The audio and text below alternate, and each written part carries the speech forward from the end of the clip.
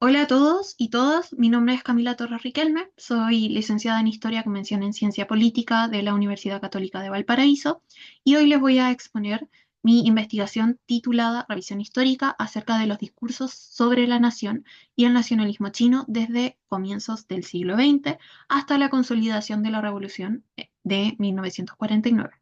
En primer lugar, debo mencionar que esta investigación nace de mi trabajo final de grado titulado Nacionalismo chino desde la revolución hasta la fragmentación. Sin nada más que agregar respecto a ello, demos paso a la investigación teórica eh, respecto al nacionalismo y el debate en torno a la nación. Usualmente se suelen asociar ciertos elementos a la nación. Entre estos elementos se encuentra el territorio, la etnia o la raza, la lengua, la cultura e historia. Todos ellos componen lo que sería una nación. En consiguiente, los elementos que se asocian al nacionalismo tienen relación más bien con aquellos que corresponden a ordenamientos políticos o a aquellos que legitiman proyectos estatales o políticos. En ese sentido, el nacionalismo aparece como una ideología, perdón, que legitima la nación bajo estos aspectos anteriormente mencionados. A lo largo de este trabajo se va a sostener que la nación es un constructo moderno y que, por lo tanto, y siguiendo la línea del historiador Benedict Anderson, eh, la nación es una comunidad imaginada y el nacionalismo es aquello que legitima esa comunidad imaginada. Sin nada más que agregar en ese debate, abordemos retrospectivamente antecedentes del nacionalismo chino. En primer lugar, nos encontramos con la rebelión del Loto Blanco, ocurrida en 1794. Esta rebelión tenía una ideología mística que profetizaba la restauración de la dinastía Ming de origen Han y al mismo tiempo profetizaba la llegada de Buda. Esta rebelión se estalló principalmente debido al aumento de los impuestos y a la corrupción del aparato burocrático de los Qing.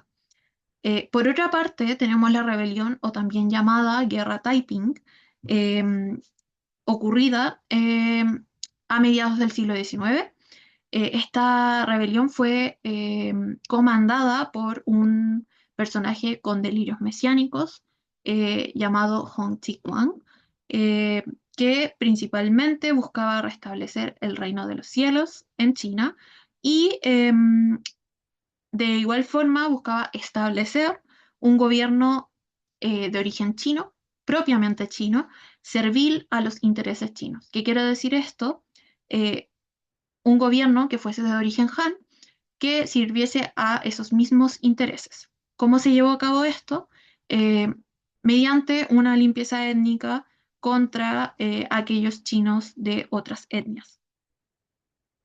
Siguiendo esta línea, otro antecedente ya entrado en el siglo XX es el levantamiento de los Boxers o la rebelión Boxer. Este levantamiento fue el último previo a la caída de los gobernantes manchúes.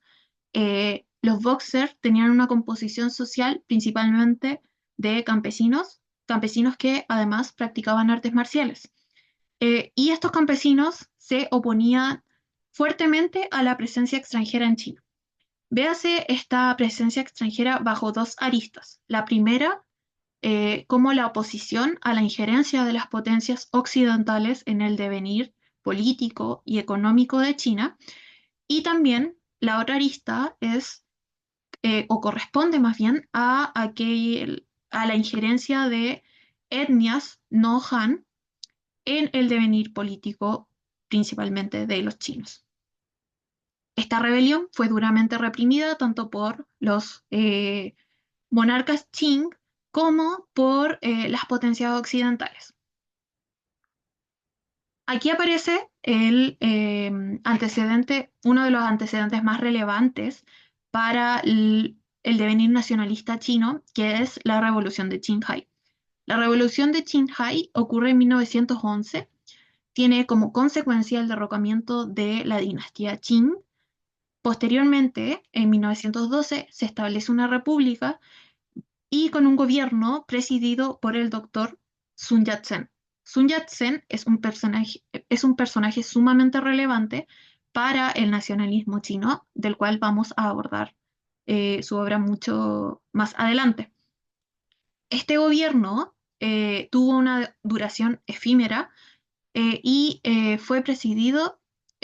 fue seguido, perdón, por Yuan Shikai. Yuan Shikai era un antiguo funcionario imperial que justamente buscaba la restauración monárquica y que durante ese periodo hasta 1916, que fue el año de su muerte, tuvo un gobierno dictatorial autoritario y reprimió fuertemente a los nacionalistas chinos.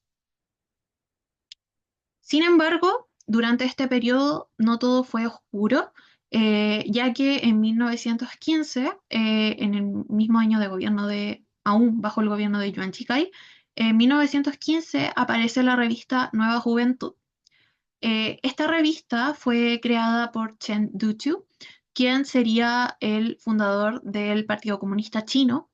Eh, Esta revista además tenía el eslogan de Ciencia y Democracia, que da cuenta al mismo tiempo del carácter ilustrado que tenían, como el pensar de que las ciencias podían de cierta forma cambiar a la nación o podía cambiar una sociedad.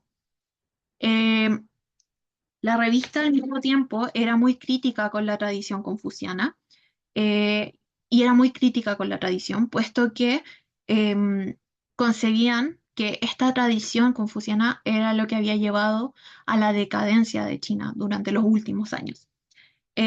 Chen Duqiu, en uno de sus escritos, plantea que se debe, abro comillas, salvar a la nación china de la extinción, cierro comillas, y justamente esta revista sería aquello que ayudaría a frenar la extinción de China. Entre sus columnistas más importantes estuvo John Daijin, Fu Tian, Yo Pingbo y Mao Zedong, perdón mi chino. Eh,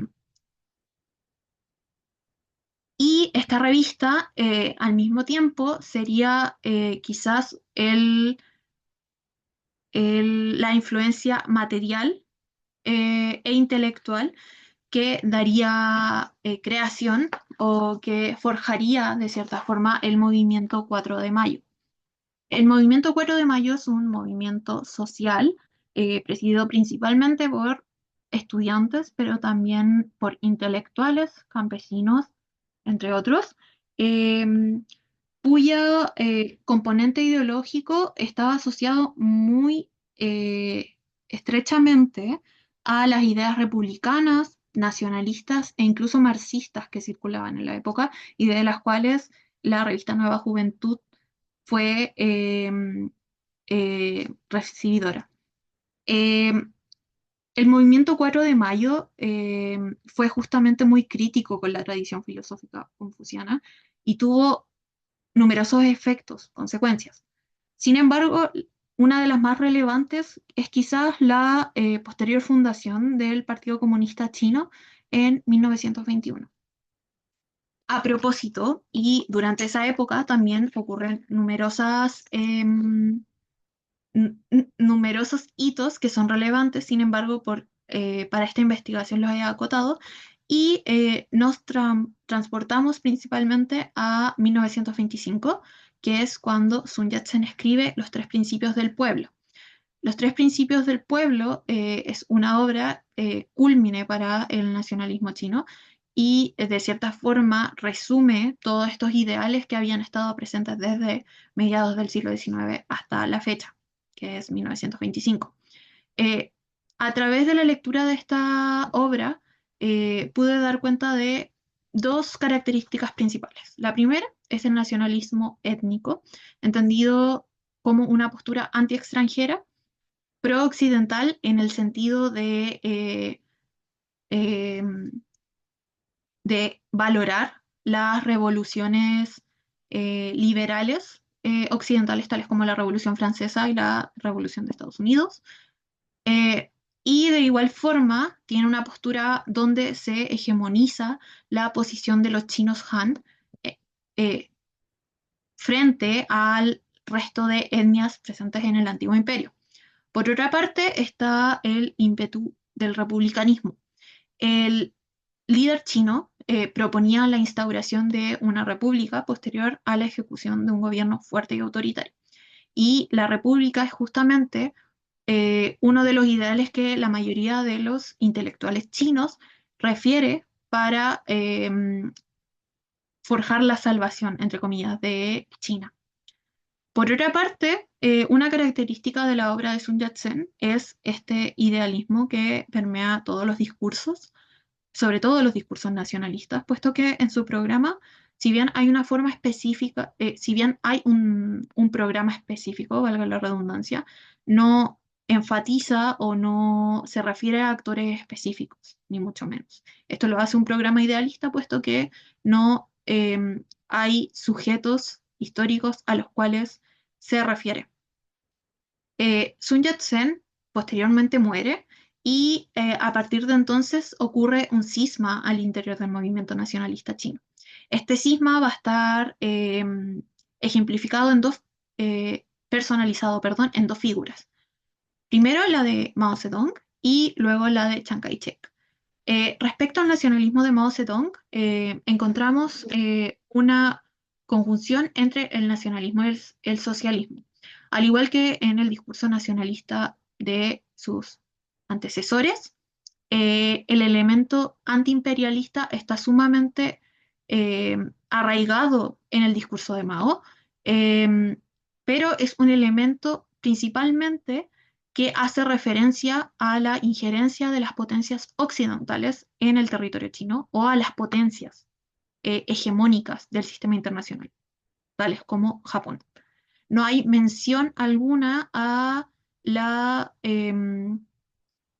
injerencia, por ejemplo, de otras etnias al interior al interior de China, como mención que sí hace Sun Yat-sen.